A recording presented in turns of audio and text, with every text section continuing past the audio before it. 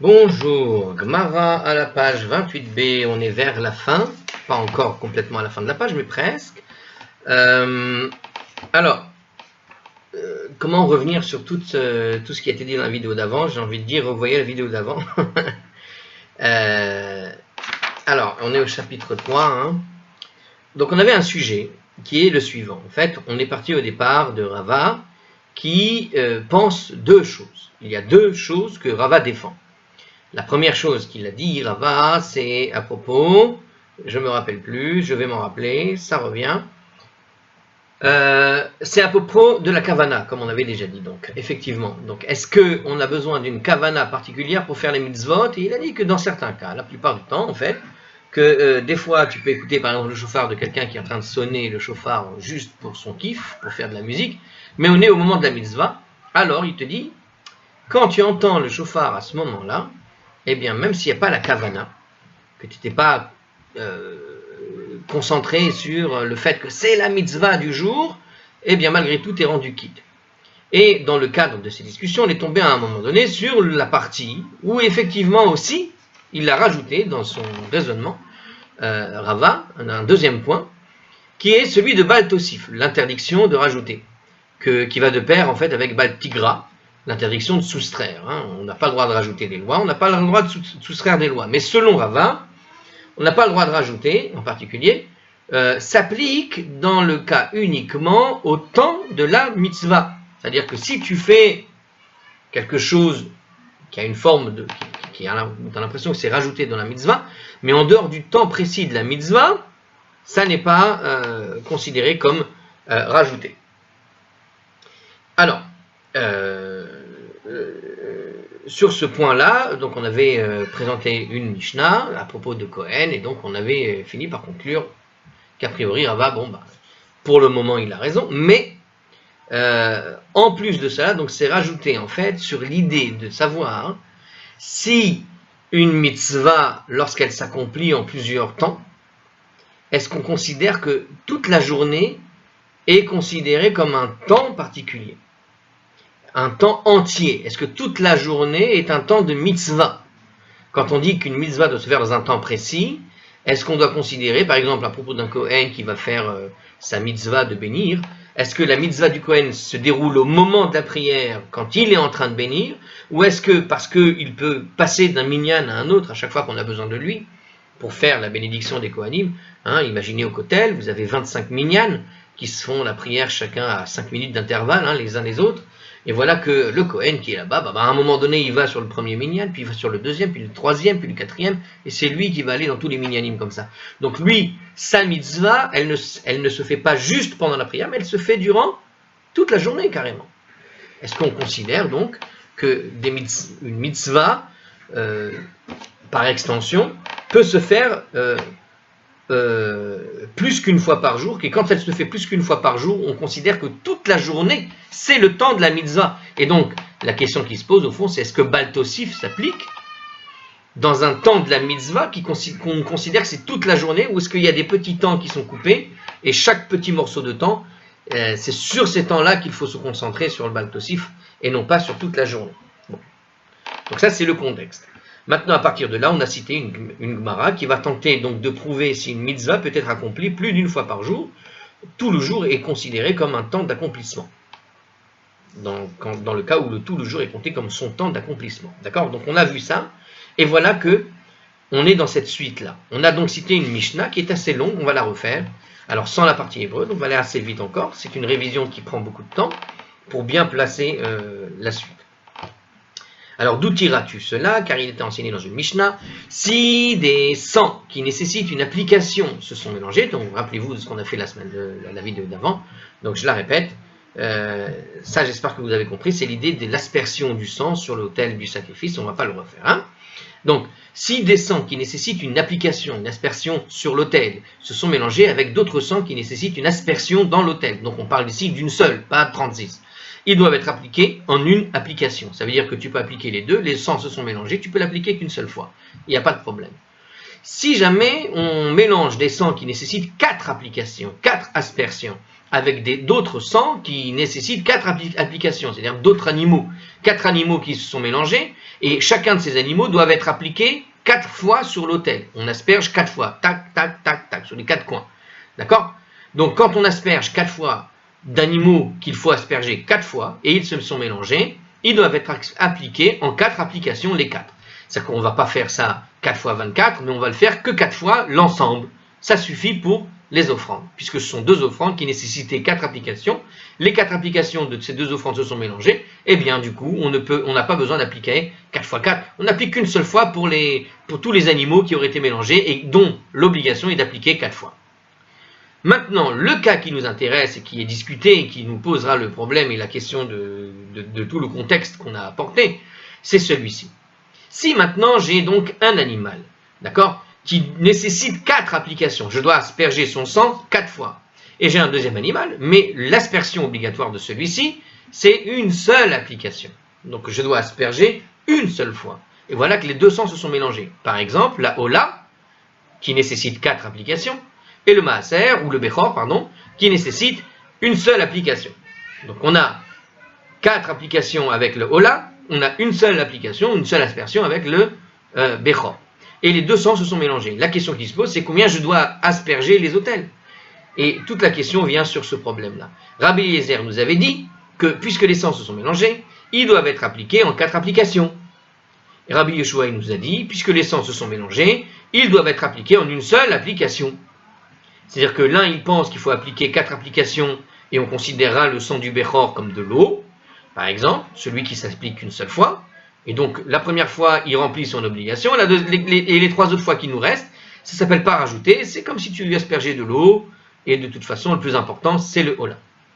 Mais pour Rabbi Yoshua, il te dit, on n'applique qu'une seule fois, parce que étant donné qu'il est très important le Ola, une seule application suffit pour satisfaire l'obligation d'asperger du sang. On n'a pas besoin d'appliquer 4 fois, tant pis, et ça ne s'appellera pas enlever à la loi. Alors justement, tout va se jouer sur ça maintenant, la discussion.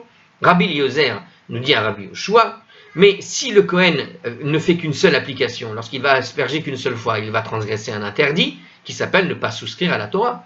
Le sacrifice de Ola, il a besoin de 4. Quand tu ne vas pas asperger, eh bien, tu as oublié 3. Donc tu fais soustraire, et c'est interdit de soustraire dans la Torah. Amarlo Rabbi Yoshua, mais Rabbi Yoshua lui a dit à Rabbi Eliezer, oui, mais dans le cas inverse, il y a aussi écrit qu'il ne faut pas rajouter. Or, il s'avère que le Bechor, tu dois l'appliquer qu'une seule fois. Si tu appliques 4 fois, tu vas faire quoi? Tu vas rajouter 3 applications qui n'étaient pas nécessaires pour le Bechor. Donc, voilà. Alors, chaque Tana va défendre sa position. Donc, Rabbi Eliezer a dit Rabbi Yoshua, l'interdit de ne pas rajouter n'est dit que s'il est tout seul.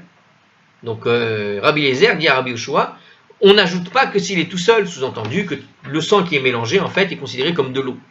Rabbi Yoshua dit à Rabbi Eliezer, non, ne soustrait pas, n'est dit que s'il est seul. Donc, ne pas soustraire, c'est ne dit que quand il est seul. Ça veut dire que tu n'as pas... Donc ici, il est mélangé avec du sang d'une seule application. Donc tu peux soustraire, c'est pas grave. Pourquoi? Parce que le Ola, pour Rabbi Yoshua, c'est de toute façon, une seule suffira, il n'y a pas besoin de plus. D'accord? Mais il rajoute un deuxième argument, Rabbi Yoshua. Il dit comme ça, et il dit encore, donc quand tu n'as pas fait une seule application, quand tu as fait, plus qu'une seule application, tu n'as pas fait de transgression, tu n'as pas transgressé, tu as transgressé ne pas soustraire.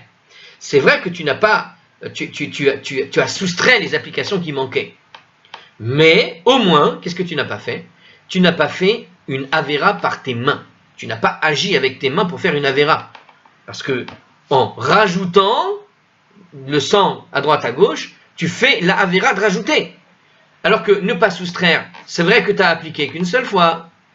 Mais c'est vrai que même quand tu as soustrait, c'est passif. C'est pas quelque chose d'actif. Tu n'as pas fait une avéra active, tu as fait une avéra passive. En ne faisant pas, c'est pas pareil que si tu faisais. Dans le cas où tu fais une avéra active. Mais dans le cas où tu ne fais pas, tu fais une avéra passive. J'ai rien fait. C'est vrai que c'est pas bien, mais tu n'as rien fait, au moins tu n'as pas fait d'avéra active. Donc quand c'est vrai que tu ne soustrais pas, mais au moins c'est passif. Alors que si jamais tu appliques plus qu'une application, tu as rajouté 3 applications au Bechor, et donc tu as fait une avéra en rajoutant 3 fois quelque chose qui était interdit. Et donc pour Rabbi Yoshua, de toute façon, une seule aurait suffi pour le Ola. Et donc là, ici, la notion qu'il veut dire ici, c'est surtout que tu n'as pas, au moins, tu risques en faisant 3 applications supplémentaires, tu fais véritablement une avéra par ta main. Tu agis pour faire quelque chose. Donc, il vaut mieux une avéra passive qu'une avéra active, en quelque sorte. Pour résumer. Ok? Si vous n'avez pas compris tout ce passage-là, c'est la vidéo d'avant résumée en 10 minutes. Donc 42 minutes, résumée quasiment en 10 minutes. On n'a pas fait les commentaires avec. Je pense que c'est clair maintenant. Alors on continue. La Gemara nous explique maintenant la Mishnah pourquoi c'est une preuve pour Rava. Parce que tout ça, au départ, on a dit cette Mishnah qui est un peu longue, mais uniquement pour essayer de démontrer finalement l'opinion de Rava. À savoir que ne pas rajouter s'applique uniquement dans le temps de la mitzvah. D'accord? L'interdiction de ne pas rajouter s'applique dans le temps de la mitzvah. Et pourtant ici, dans cette Mishnah justement, qu'on vient de raconter, dès qu'il a fait une application du sang du Bechor, alors pardon, j'ai oublié l'hébreu, Vea Acha, et pourtant ici, Kevan de Yahiv le Matana mi Bechor, dès qu'il a effectué l'application du sang, l'aspersion du sang du Bechor, quand il a pris le sang du Bechor, il a aspergé. Avrale Lizmene, son temps indiqué était passé. Puisque quand il va faire la première application du Bechor, son temps est passé. Vekatane de Avar Mishum Baltosif. Et pourtant la Mishnah a enseigné qu'il a transgressé l'interdiction de ne pas ajouter s'il effectue des applications supplémentaires avec ce sang. D'accord? Donc on voit ici que c'est plutôt contre l'opinion de Rava ici. Alors là, c'était pas plutôt une preuve, c'est plutôt contre l'opinion de Rava. Alors, ça, c'est Rabbi Yoshua qui a exprimé cette opinion, mais Rabbi Yezer reconnaît que l'interdit aurait été transgressé si le sang du Bechor n'était pas mélangé avec le sang de la Hola. Donc, si le sang de la Hola n'avait pas été mélangé, le Bechor tout seul, prenons le Bechor tout seul, on l'asperge une première fois. Bon, j'ai aspergé une fois, ça c'est la loi. J'ai fait la mitzvah. Maintenant, après cette mitzvah, qu'est-ce qui se passe? Si je rajoute, le temps de la mitzvah est fini, donc c'est pas grave si je rajoute ici normalement. D'accord? Donc, et la Mishnah nous a enseigné quoi? Et bien pourtant, il a transgressé l'interdit de ne pas rajouter. Donc ici, on a dépassé son temps d'application de la mitzvah. On voit bien que même le reste de la journée, cet interdit reste. Donc on est plutôt dans le deuxième argument de Rava, à savoir que tout le reste de la journée, le temps de la mitzvah, bien que tu l'as fait le matin, cette première application, tant que le sang est là et tant que la mitzvah est toujours présente en quelque sorte. Alors, lav mishun de amrinan. Mais n'est-ce pas parce que l'on dit Kevan de ilumitrame le burra acharina, puisque la loi est que si un autre Bechor se présente à lui, alors il procède encore à l'aspersion de ce sang, et ce toute la journée. Donc toute la journée est considérée comme le temps de la mitzvah, l'aspersion du sang du Bechor. Donc si on est bien dans le temps de la mitzvah, et que ce temps de la mitzvah est toujours présent, malgré que tu as fait un Bechor, dès qu'il y a un deuxième Bechor qui se propose, tu dois encore asperger, et donc toute la journée au fond est le temps de la mitzvah. Et donc si tu asperges au-delà d'une seule fois, pour ce premier sacrifice, son temps de la mitzvah s'est prolongé en réalité, et c'est pour ça qu'on te dit que ça s'appelle Baltosif dans la Mishnah. D'accord? Donc le Kohen qui a déjà appliqué le sang d'un Bechor ce jour-là va revenir, il va réappliquer encore le sang une deuxième fois. Et donc ça marche, je m'aide avec les commentaires. Hein. Alors, donc puisqu'on ne transgresse l'interdiction d'ajouter que durant le temps indiqué par la mitzvah, comme Rava le dit plus haut, c'est que forcément le temps indiqué pour la mitzvah d'appliquer le sang du Bechor doit se poursuivre même après que l'application obligatoire est effectuée. Donc on est selon le deuxième opinion de Rava, à savoir que le temps d'une mitzvah, quand la mitzvah doit se répéter dans la journée, en fait le temps de la mitzvah se rallonge sur toute la journée et pas seulement sur le moment où tu as fait la mitzvah. Donc la seule manière de comprendre cela consiste à dire que puisque le Kohen peut encore appliquer le sang pour d'autres Bechorot ce jour-là, tout le jour est considéré comme le temps indiqué pour cette mitzvah. Et c'est pour ça que, voilà, y compris pour le Bechor dont on a déjà appliqué le sang, donc s'il effectue des applications supplémentaires de son sang, il transgresse l'interdit de ne pas rajouter, en dépit des raisons pour lesquelles l'interdit ne devrait pas s'appliquer ici pour d'autres raisons. Bon, alors, ne jamais lire les parenthèses des fois. Alors on continue.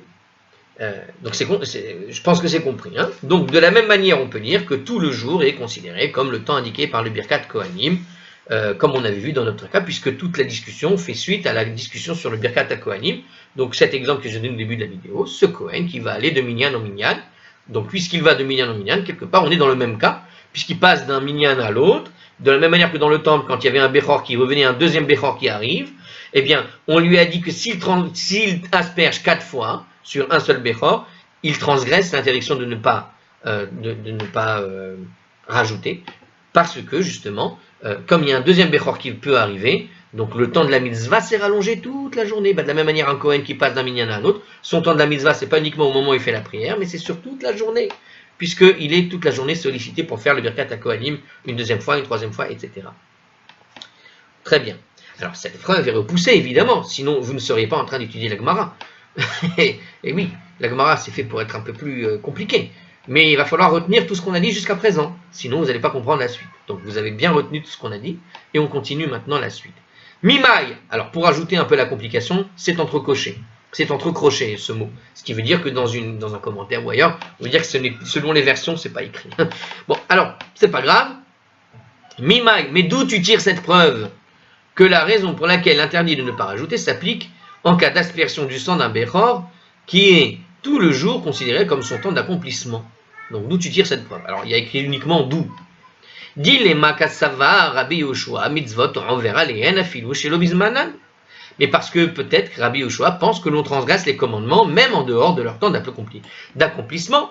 Si ça se trouve dans notre Mishnah, ce que j'ai compris au tout début d'ailleurs, si ça se trouve dans notre Mishnah, Rabbi Yoshua, quand il te dit que c'est interdit de faire les 3 aspersions supplémentaires du Bechor, il n'est pas en train de penser que c'est toute la journée qui correspond à l'accomplissement de la mitzvah. Il est juste en train de penser que l'interdiction de rajouter, elle s'applique aussi en dehors du temps d'accomplissement. Ça n'est pas la question de savoir s'il y a un deuxième Bechor qui va venir se rajouter au premier, et que donc on rallonge le temps de la mitzvah. C'est uniquement que pour Rabbi Yoshua qui a dit que c'était Baal Tosif, pour lui, ça ne dépend pas du temps d'accomplissement de la mitzvah. À partir du moment où la mitzvah elle a été établie, celle de Bechor, j'ai aspergé une fois, s'il reste du sang quelque part et que j'en rajoute, ça s'appelle ne pas rajouter, même quand c'est pas en dehors de la mitzvah, en dehors du temps de la mitzvah. Donc, on peut tout à fait penser comme ça, ce qui correspond en fait, du coup, à une opposition à Rava qui disait que Baal Tosif, alors ça c'est pour Baal Tosif, mais oui, bon, ça correspond à une opposition à ce moment-là. Voilà, on peut tout à fait dire ça. Ouais. Je rajoute rien. C'était clair comme ça. La preuve, alors en commentaire, hein, pour avoir bien les idées nettes, si c'est bien écrit, on va voir. La preuve de Rava n'est valable que si l'on pense, comme lui, que l'interdit n'ajoute pas, l'interdiction de ne pas rajouter, Baal Tosif, n'existe que pendant le temps indiqué de la mitzvah. Il a énoncé cela, pourquoi? Pour raison de la contradiction qui est soulevée par Abaye, c'est-à-dire pour écarter l'opinion de Rava selon laquelle les mitzvot ne nécessitent pas d'intention d'acquitter. Or, avec le cas de celui qui habite dans la soukha le 8e jour, par exemple. Toutefois, il est possible que Rabbi Yoshua, et c'est Rabbi Eliezer aussi, d'accord, refusent en fait cette hypothèse et soutiennent qu'on transgresse l'interdit de ne pas rajouter, même en dehors du temps indiqué pour la mitzvah. Mais pense aussi que tout comme il est nécessaire d'avoir l'intention d'accomplir les mitzvot, il faut également avoir l'intention de transgresser l'interdit de ne pas rajouter. Par conséquent, la Mishnah, qui parle des applications du sang supplémentaire, la Braïta, qui parle de Birkat HaKohanim, reste en fait en contradiction avec l'opinion de Rava en réalité. Vous comprenez? Puisqu'on a vu que pour Rabbi Eliezer, c'est pas un Baal Tosif. Pourquoi? Parce que lui, il considère que c'est comme de l'eau après. Vous avez compris? Donc, il met du coup l'intention. Est-ce qu'on met l'intention de faire une mitzvah en rajoutant les 4 aspersions? Donc ça contredit complètement ce que nous disait Rava. Je ne sais pas si vous avez saisi cette dernière phrase. On continue. Parce que la Gemara va quand même défendre sa preuve. Mais en tout cas, en l'état, on peut penser que Rabbi Yoshua pense qu'en réalité, on peut transgresser les commandements même en dehors de leur temps. D'accord? Donc ça pourrait très bien s'expliquer. Et finalement, la preuve d'Abaye contre Rava tient la route. Alors la Gemara défend sa preuve. Ananhachi ka'amrinan. Quand nous avons apporté, alors petite introduction avant d'y aller, il y a un commentaire avant même de faire la suite, mais nous disions ceci en réalité. Alors, on revient sur le début de tout cela. Alors, répétons. Quand nous avons apporté la Mishnah comme preuve que tous les jours est considéré comme le temps indiqué pour l'accomplissement de l'application du sang d'un Bechor, Qu'est-ce que nous disions en fait, en réalité, ceci à Rav Shemen Baraba, puisque tout cela venait de Rav Shemen Baraba. Alors, Rav Shemen Baraba, Maïtama Shavik Matninin. Mais pour quelle raison Rav Shemen Baraba avait-il délaissé la Mishnah au motif Mi Braïta pour objecter à Rava en citant cette Braïta? C'est-à-dire, revenons sur le sujet 2 secondes. L'otiv Mi Matnitin, parce qu'il l'objecte à l'aide de la Mishnah directement. Cette Mishnah, probablement. Rav Shemen Baraba a contesté l'opinion de Rava, selon laquelle on ne transgresse l'interdit de ne pas rajouter seulement pendant le temps de la mitzvah. En disant la Braïta, qui traite de Birkat HaKohanim. Il aurait en fait pu citer la Mishnah, qui traite des applications du sang du Bechor. D'autant plus qu'une réfutation tirée d'une Mishnah est plus forte qu'une réfutation tirée d'une Braïta. Donc on voit en fait qu'on a cité cette fameuse Mishnah de Zraïm, d'accord? Donc on cite une Mishnah, c'est pas Zraïm, de Zvachim. On a cité une Mishnah qui cite Rabbi Yoshua et Rabbi Eliezer. Au départ de notre discussion, qu'est-ce qui s'était passé? On avait parlé d'un problème de Kohanim dans des minyanim différents. D'un Kohen qui voulait rajouter une bénédiction de son cru, vous vous rappelez de ça? Oh, mais attendez une seconde. Ça, c'était une braïta qui était une preuve contre Rava. D'accord? Mais à ce moment-là, alors est-ce que c'était contre Rava?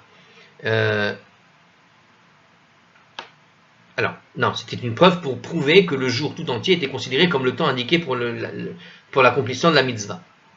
Mais ici, Rav Shemen Baraba, quand il avait amené cette première Mishnah, cette première Braïta, sur le Kohen qui fait la prière, qui veut rajouter une bénédiction, au lieu de parler directement de cette Braïta, pourquoi il n'a pas parlé directement de notre Mishnah? C'est plus fort de parler d'une Mishnah que d'une Braïta. La Mishnah a plus de poids qu'une Braïta, parce que les Braïtas, ce sont des Mishnahs qui n'ont pas été compilés. La Mishnah, ce sont des Mishnahs qui sont connus par tout le monde, qui sont compilés. Donc la Mishnah a plus de poids. C'est pour ça qu'une, elle s'est appelée Mishnah et qu'elle a été officialisée, et la Braïta, elle n'est pas officialisée. La Braïta reste une aide intéressante, mais ça reste soumis à discussion, plus que la Mishnah, même si on discute encore toujours de la Mishnah. Mais le poids d'une Mishnah est plus fort qu'une Braïta, et puisque cette Braïta est moins forte que cette Mishnah, pourquoi il n'a pas rapporté notre Mishnah actuelle, celle dont on parle, qui vient des Evachim, qui parle de Rabbi Yeshua et Rabbi Eliezer, qui discute de l'aspersion du sang avec le Bechor, puisque ça a l'air d'être une meilleure preuve pour témoigner que toute la journée, éventuellement, ce serait l'accomplissement de la mitzvah. Donc quand Rav Shemen Baraba nous a rapporté la Mishnah, pourquoi il a délaissé cette Mishnah? Il a rapporté plutôt la Braïta pour objecter à Rava, qu'il l'objecte avec cette Mishnah. Ok? Alors on continue. Matnitin maïtama lo motive. Maïtama lo motive, à vrai dire. Pourquoi n'a-t-il pas objecté en citant la Mishnah? Donc il pose la question finalement, c'est vrai. Il aurait pu objecter avec la Mishnah. Kevan de ilu mitrame le bucha harina. C'est sûrement parce qu'il pensait que cette preuve de la Mishnah pouvait être repoussée ainsi, puisque la loi est que si un autre sacrifice de Bechor se présente à lui, Ba'ema Zemine, il doit procéder à l'aspersion de son sang. Koulé Yoma Zimneu, qui veut dire que tout le jour est considéré comme son temps indiqué pour l'application du sang du Bechor. Braïta Nami, de la même manière, la Braïta, Rav Shemen tire de la Braïta qu'on peut aussi être repoussé avec cet argument. Puisque la loi est que si un autre assemblée se présente à lui, bien qu'il se soit déjà acquitté de son obligation de bénir, Hadar Mevarech, il peut encore bénir à nouveau. Koulé Yoma Zimne, et donc tout le jour est pour lui un temps indiqué pour les bénédictions. Ça veut dire quoi? Ça veut dire qu'il est certain que Rav Shemen Baraba, nous dit le commentaire, reconnaît qu'en fait le temps indiqué pour l'application du sang d'un Bechor se prolonge après la première application. Donc ça se continue. Car le Kohen peut procéder par la suite à de nouvelles applications du sang d'autres Bechorot. Donc ça c'est une réalité. S'il y a un deuxième Bechor qui arrive, il pourra effectivement faire d'autres. La Mishnah n'est donc pas une preuve que l'interdit d'ajouter la Torah s'applique, même après le temps d'accomplissement d'une mitzvah. Donc on voit ici qu'effectivement notre Mishnah ne peut pas être une preuve pour interdire d'ajouter à la Torah, d'accord, des choses qui s'appliqueraient même après le temps de l'accomplissement d'une mitzvah. Par conséquent, dit l'Agmara, si on veut défendre Rava, on peut dire qu'il en est de même en ce qui concerne le Birkat Kohanim et que le Kohen transgresse, n'ajoute pas, s'il récite une autre bénédiction même après les 3 premières, puisqu'il pourrait encore bénir d'autres assemblées. Donc quelque part, il ne peut pas rajouter parce que voilà. Donc moi je pense que c'est clair avec tout ce qu'on a rappelé. Il faudra revoir tout sinon. Ok, alors on continue. L'Agmara explique pourquoi Rav Shemen bar Abba n'a pas objecté à Rava en citant la Mishnah. Alors pourquoi il n'a pas utilisé cette Mishnah, puisque c'était une meilleure preuve par rapport à l'idée du Bechor. Bon, je pense que c'est parce qu'à l'intérieur, bon, on va voir. J'ai une idée vague, mais pas assez précise pour l'exprimer. On va le faire dans le texte, c'est plus simple pour le coup pour aujourd'hui. Rav Shemen bar Abba, mais Rav Shemen bar Abba a jugé que les deux cas n'étaient pas comparables, tout simplement. On va juste faire une pause de 2 secondes. La seconde est passée. Donc je répète, mais Rav Shemen bar Abba a jugé que ces deux cas n'étaient pas comparables, car là-bas, il est impossible que le Kohen n'applique pas le sang d'un autre Brechor qui se présente. Hatam, lo sagid elo yahiv. Là-bas, il est impossible que le Kohen n'applique pas le sang. Parce que quand tu as un deuxième Bechor qui arrive, il est obligé de le faire. Donc son temps de la mitzvah peut se comprendre comme ça, de manière effectivement obligatoire.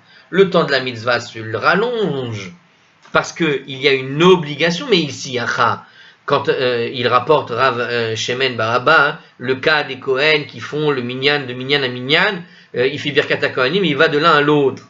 D'accord? Ibaré mevarer. S'il a envie, il peut bénir. Ibaré le mevarer. S'il a envie, il ne peut pas bénir. C'est-à-dire qu'il y a une différence entre la mitzvah ici de bénir et la mitzvah là-bas d'asperger le sang. L'aspersion du sang, quand un deuxième Bechor arrive, il y a une obligation, donc son temps de la mitzvah est bien issu d'une obligation, alors qu'en réalité le temps est optionnel dans le cas du Birkat HaKohanim au fond. Parce que comme il est optionnel, il n'est pas obligé de retourner faire. S'il y en a 25, moi il a fait ce qu'il a fait, il a envie de partir, il peut partir.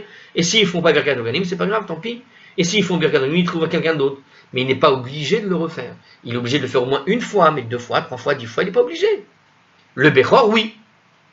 De sacrifice dans le temple, l'aspersion qui est nécessaire, il doit le refaire. Et donc, le temps d'aspersion, effectivement, il est toute la journée. Alors, pourquoi est-ce que c'est plus intéressant donc pour Rav Shemen bar Abba de ne pas citer la Mishnah, il préférait citer la Braïta pour dire justement que cette manière optionnelle, malgré que ce soit optionnel, c'est un temps de rallonge qui est complète, qu'on peut appeler ça le temps de la mitzvah. Mais on aurait pu lui objecter que par rapport à ce que nous a dit la Mishnah, non, il faudrait que ce soit un temps d'obligation. Le temps d'obligation pour le Bechor, c'est bien un temps d'obligation de la mitzvah, mais on aurait pu lui objecter que non, ça ne marche pas, puisque là-bas il est obligé, alors qu'ici il reste optionnel. Donc, alors le Kohen est tenu d'assurer que les offrandes consacrées ne soient pas invalidées, donc il est toujours là, voilà. Alors la Gemara sous-entend en fait quoi? Qu'un Kohen qui a déjà béni nos assemblées, un jour donné, ne transgresse pas le commandement positif qui l'oblige à bénir le peuple, s'il refuse d'en bénir une autre, par exemple.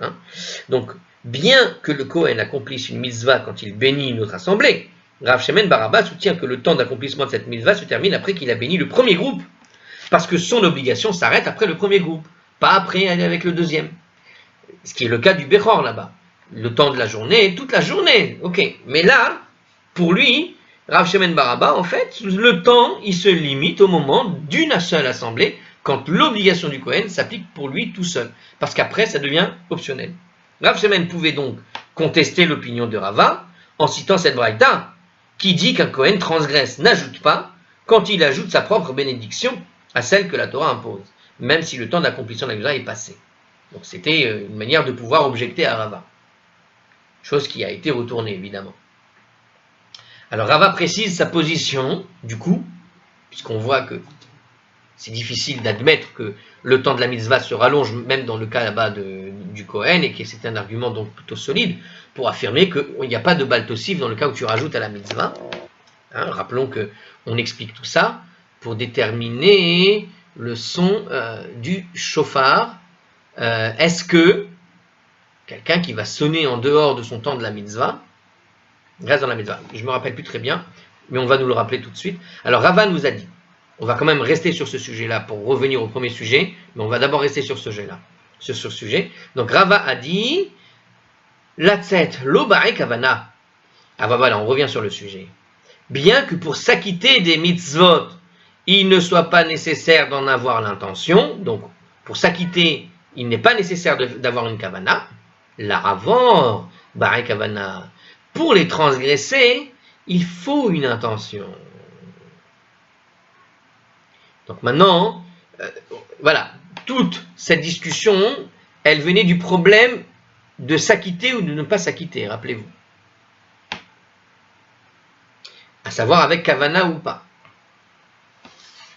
Et que toute la preuve était là pour... alors je ne me rappelle plus très bien. Je me suis perdu en même temps, ça fait 3 vidéos. C'est vrai qu'on se perd, hein, mais les grands du Talmud, en général, ils ne se perdent pas dans tout ça. Ils révisent bien comme il faut le début, avant d'aller enregistrer quoi que ce soit. Comme ça, ils savent exactement de quoi on parle. Alors, écoutez, je vais faire une pause, je vais vous dire de quoi il s'agit 2 secondes. Alors oui, ça y est, ça m'est revenu, évidemment. Hein. Donc, en fait, je suis sur la bonne page, là. C'est par rapport à ce qu'avait dit Abaye à Rava. Rappelez-vous, à propos de l'exemple de Sukkot. Quand on fait Sukkot et que quelqu'un il va dormir dans la Soukha. D'accord ? Puisqu'il faut une intention particulière. Toute la discussion tourne autour de savoir si oui ou non il fallait une kavana. Ok ? Pour faire une mitzvah. Donc, Rava disait qu'il n'y avait pas besoin de kavana et Abaye lui a apporté la preuve de la Soukha. Or, dans le cas de la Soukha, qu'est-ce que lui avait répondu justement Rava ? Il lui avait dit justement qu'on ne transgresse pas d'interdit d'ajouter pendant uniquement le temps de l'accomplissement.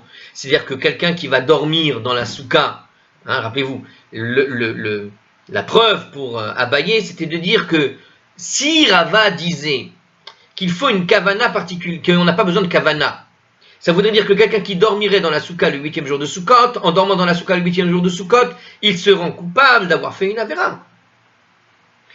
Puisque, pour lui, il a fait une mitzvah de faire Sukkot, alors que Sukkot est passé. Il est allé dans la Soukha, alors qu'on a passé le temps de Sukkot. Et il disait justement, Rava, que non, parce qu'on ne transgresse pas en réalité le Baal Tosif, que si on est dans le temps de l'accomplissement. Et donc, puisque là on était passé à Shmini Atzeret, le 8e jour, quand tu vas dormir dans cette soukha, le 8e jour, tu n'as donc pas transgressé de Baal Tosif. Et puisque tu n'as pas transgressé de Baal Tosif, a priori, on ne peut pas dire de la même... Alors, donc l'argument d'Abaye, qui s'était servi de cet argument-là pour prouver qu'en dormant dans la soukha, si on suit le raisonnement de Rava, hein, que son intention, la kavana, donc n'est pas nécessaire. Hein, pour Rava, la kavana n'est pas nécessaire à faire la mitzvah.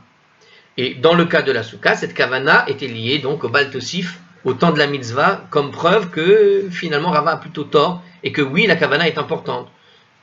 D'accord ? Ça manque de clarté, mais je crois que c'est... Enfin, j'espère que c'est clair. Pour moi, c'est clair. Bon. Alors, sinon, vous revoyez les 3 dernières vidéos pour revenir sur ce point-là. D'accord ? Parce que toute la discussion est de savoir si oui ou non, quand on fait le shofar avec kavana ou pas, est-ce que la kavana du shofar est importante ou pas du tout ? Pour Rava, ça n'a pas l'air. Donc la preuve d'Abaye, c'était pour lui montrer là que si vraiment ça n'est pas important, théoriquement tu dois considérer celui qui a dormi dans la soukha comme quelqu'un qui a fait une avéra, enfin qui a fait une mitzvah supplémentaire, il a fait Baal Tosif. Ok ? Alors c'est là justement, maintenant si je reviens sur le moment précis de notre Mishnah, de notre Gemara maintenant, en fait Rava a dit justement Latzet lo ba'e kavana. Bien que pour s'acquitter des mitzvot, il ne soit pas nécessaire d'en avoir l'intention, puisque maintenant on a prouvé que le Baal Tosif est le temps des mitzvot quelque part, bon ben ça n'est pas sûr ce qu'a dit Rava finalement sur le Baal Tosif et le temps des mitzvot. On donnait une bonne preuve pour montrer que que le temps des mitzvot n'est pas nécessairement ce qu'il a dit qu'on peut faire Baal Tosif même après le temps des mitzvot en quelque sorte. Puisqu'on a prouvé ça. Donc qu'est-ce que voulait dire maintenant Rava ? Il précise sa position du coup. Il dit que quand on s'acquitte sans avoir besoin d'une kavana, Mais pour transgresser une parole de Torah, il faut avoir l'intention de le faire. C'est-à-dire que quelqu'un qui fait une erreur par inadvertance, une faute par inadvertance, n'est pas comptabilisé comme s'il avait fait une avéra.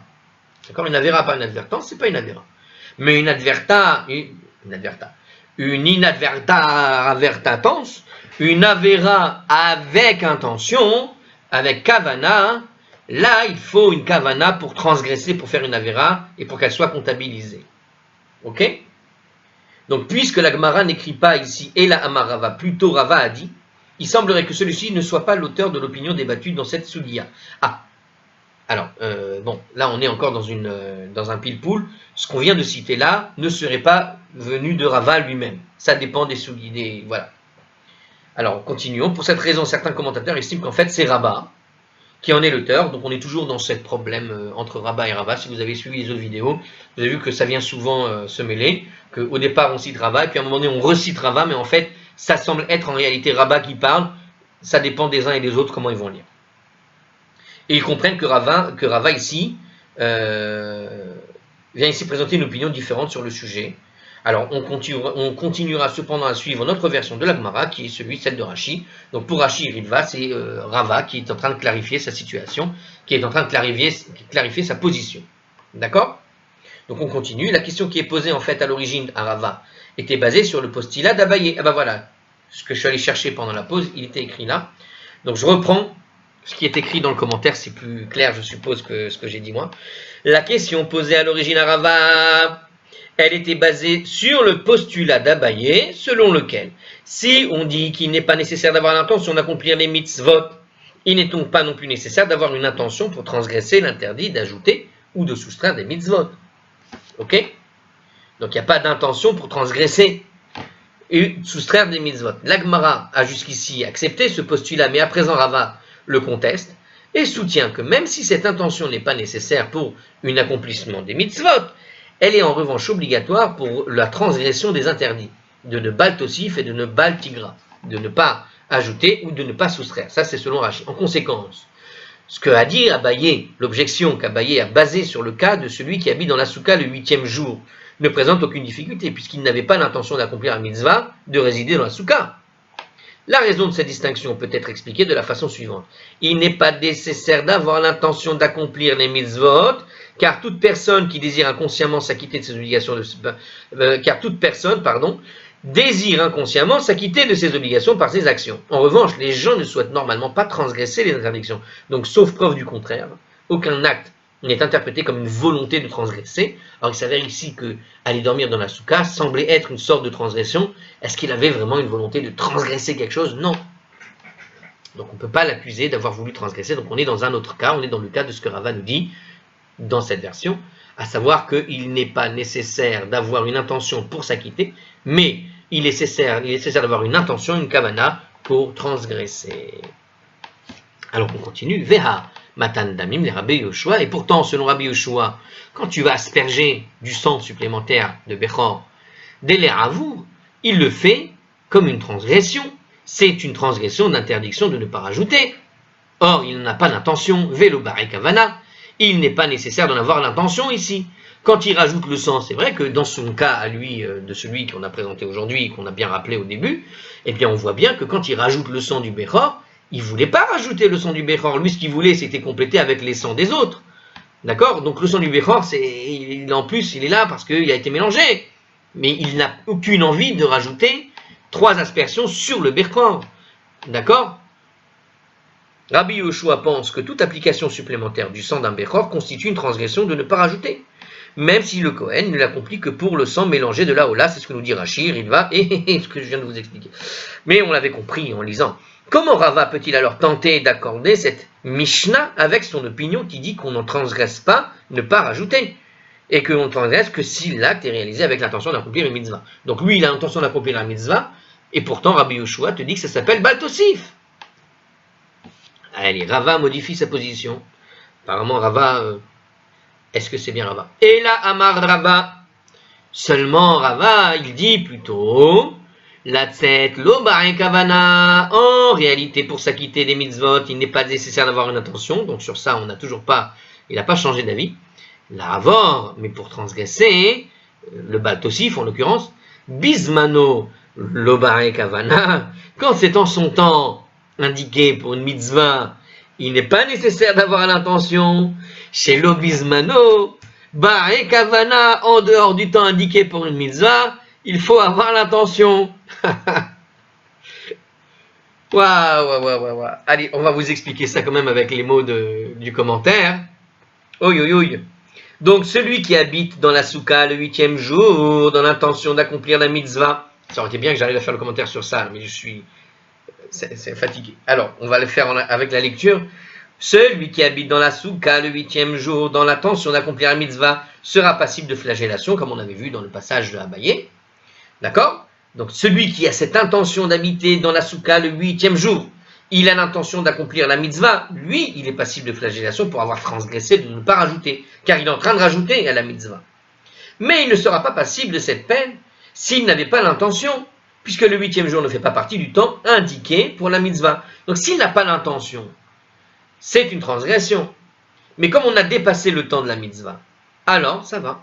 Mais s'il avait l'intention, alors qu'on a dépassé le temps de la mitzvah, quand il a l'intention de faire une transgression, alors là, il mérite la flagellation. Dans le cas du sang du Bechor, le Kohen, il transgresse, n'ajoute pas, selon Rabbi Yoshua, parce que quand il effectue des applications supplémentaires, même s'il n'a pas l'intention d'accomplir la mitzvah. Pourquoi? Car tout le jour fait partie du temps d'accomplissement de cette mitzvah.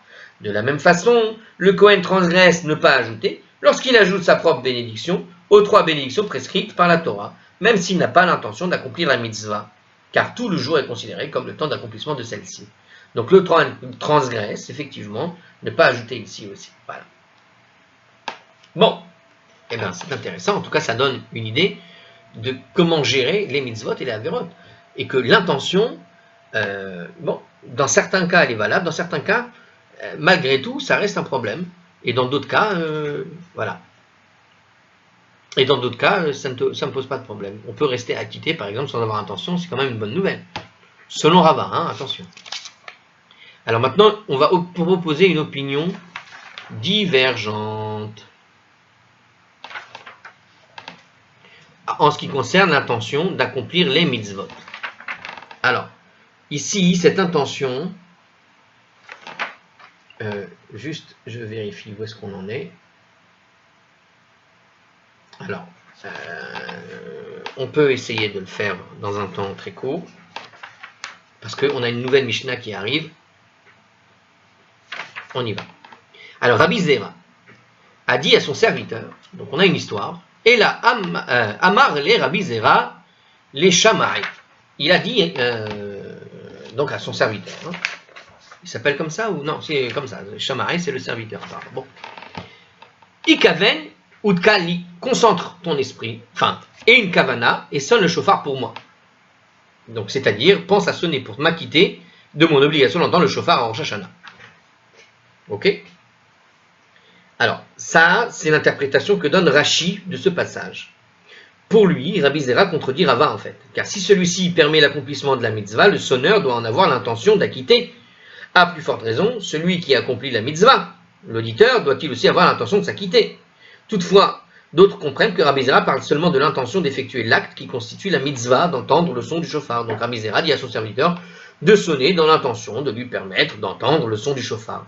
D'après cela, Rabbi Zera pense, comme Rava, qu'il n'est pas nécessaire d'avoir l'intention d'accomplir la mitzvah, mais voilà, le fait que lui, il va avoir la kavana, par contre, le sonneur, lui, il faut qu'il l'ait. Attendez. Enfin, qu'il faut qu'il lui, il sache qu'il est en train de faire la mitzvah. Alma Kassavar Mashmiya Bare Kavana. On voit donc que Rabbi Zera pense que le sonneur doit avoir l'intention de s'acquitter, d'acquitter l'auditeur de son obligation. On est d'accord sur ça. C'est ce que dit la Gemara. Et donc le commentaire, c'est ce que je viens de lire. Donc je répète, voilà. Celui qui permet d'accomplir la mitzvah, le sonneur doit en avoir l'intention de s'acquitter à plus forte raison. Celui qui accomplit la mitzvah, l'auditeur, il doit aussi avoir l'intention de s'acquitter. Mais d'autres comprennent qu'il part seulement de l'intention d'effectuer l'acte. Voilà, c'est ça. Donc on peut croire que c'est contre Rava, mais ça pourrait très bien être aussi bien contre que pour, parce qu'au fond, c'est d'abord le sonneur qui doit savoir ce qu'il est en train de faire. Voilà. Il ne doit pas essayer d'imiter le son d'un truc par hasard. Donc juste, concentre-toi et acquitte-moi puisque tu es en train de sonner. Alors, ils ont objecté, métivé, en citant l'enseignement suivant de la Mishnah. Celui, justement, qu'est-ce que nous disait la Mishnah, rappelez-vous? Celui qui passait derrière la synagogue, ou dans la maison était attenante à une synagogue, Veshama kol shofar o kol Megillah, ou qui a entendu à Rosh Hashanah le son du shofar provenant de la synagogue, ou à Purim le son de la lecture de la Megillah qui provenait de la synagogue, la loi elle est im kiven libo yatsa, s'il a concentré son esprit sur le son, il s'est acquitté, ve im lav lo yatsa, et sinon il ne s'est pas acquitté, vechi kiven libo. Mais quand l'auditeur a concentré son esprit, qu'est-ce que cela change? Hayach loka mikaven idartal d'idée. L'autre, le sonneur, n'a pas eu l'intention de sonner pour l'auditeur. Là-bas, celui qui est dans la synagogue, quand il sonne, il n'est pas en train de se dire, il y a des gens dehors qui vont m'écouter. Donc ça ne change rien, là, ici, au Schmidlik, au problème. Le sonneur ne pensait sûrement pas à l'auditeur, puisque celui-ci n'était pas dans la synagogue. Pourquoi l'auditeur serait-il donc quitte selon Rabbi Zera? Comment Rabbi Zera explique, selon cette Mishnah, que l'auditeur peut être quitte? Puisqu'on voit que le sonneur, quand il a la kavana, qu'il ait la kavana ou qu'il n'ait pas la kavana, dans tous les cas, là-bas, dans le cas de notre synagogue, j'écoute à l'extérieur de la synagogue, le sonneur ne sait pas qu'il est dehors. La Gemara répond, Acha bishliach tzibur askinan, il s'agit de l'officiant, didate akoulé alma, qui pense à quitter tout le monde. Quand un shayar tzibur sonne, vous savez, il est devant le Echal, il ne regarde pas qui est derrière. Donc quand il sonne, il ne pense pas au mur de la synagogue. Il pense celui qui entend. Celui qui entend est acquitté. Donc celui qui sonne le chauffard pour un petit groupe n'a pas à l'esprit que le groupe des personnes présentes. Mais celui qui sonne pour la communauté en général, il pense à tous les membres de celle-ci qui pourraient l'entendre. Parce que bon, évidemment quand il y a des gens qui sont devant toi, mais des fois tu sais que quand tu es dans une synagogue, les gens rentrent, sortent. Donc tu ne penses pas à uniquement ceux qui sont dedans, tu penses à la communauté en général, les gens de la ville, les gens qui entendent, quoi. Autre question, Tashema, viens écoute, la Braïta qui contredit l'opinion de Rabbi Zera. Donc on voit l'opinion de Rabbi Zera sur ce point en tout cas.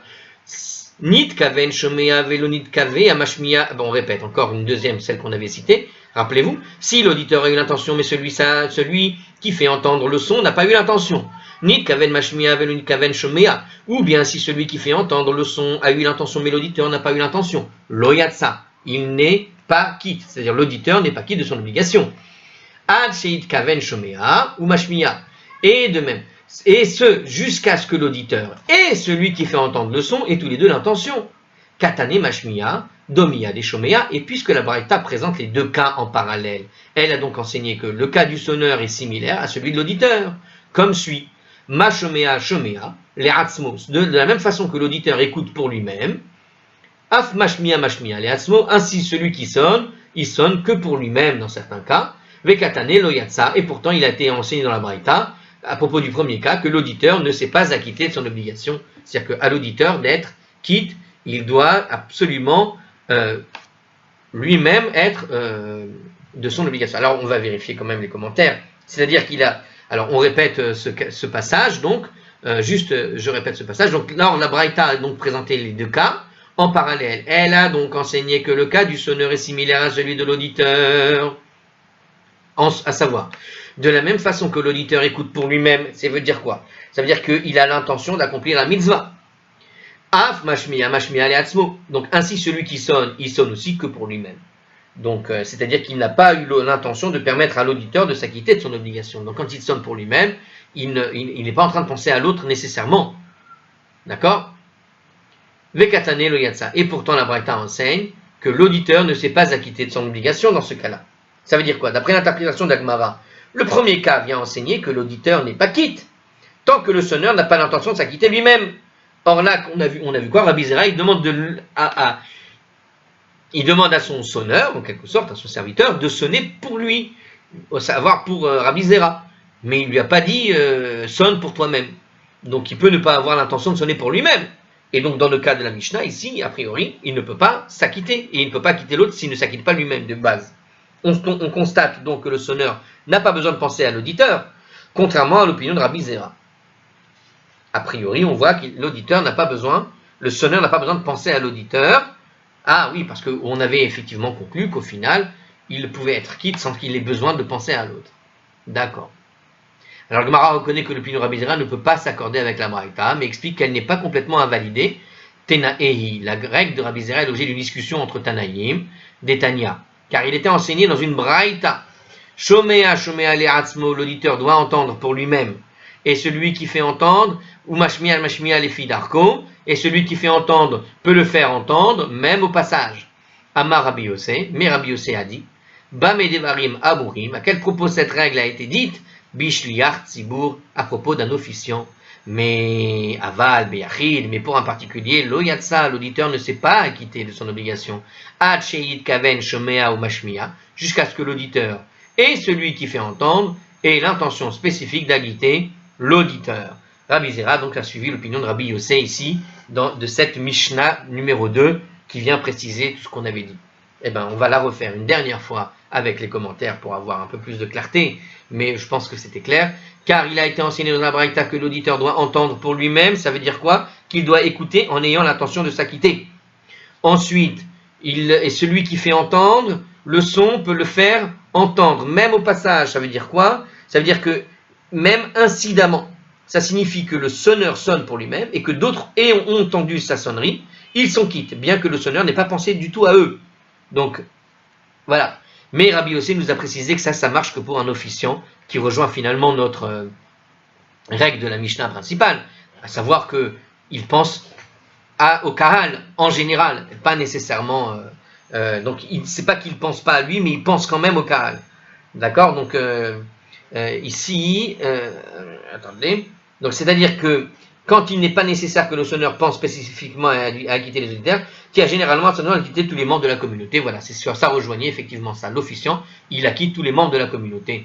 Donc, voilà. Et donc, au final, on voit que dans le cas de celui-ci qui sonne pour un particulier, l'auditeur ne s'est pas acquitté de son obligation, jusqu'à ce que l'auditeur et celui qui écoute doivent penser à s'acquitter. C'est pour ça que quand on va sonner chez des gens, il faut leur dire spécifiquement, vous devez penser que je vous acquitte et moi je dois penser que je vous acquitte. Alors que quand on est dans la synagogue, si je sonne et que je ne pense pas acquitter exactement tout le monde, eh bien en réalité, on acquitte tout le monde parce que l'officiant pense de toute façon acquitter la communauté dans son ensemble sans penser à un particulier. Donc même quelqu'un qui passe, qui n'était pas prévu dans le cas au départ, il est compris dans le lot des gens qui sont acquittés, même si la kavana n'est pas complètement sur lui. Voilà. Prochaine vidéo avec une nouvelle Mishnah.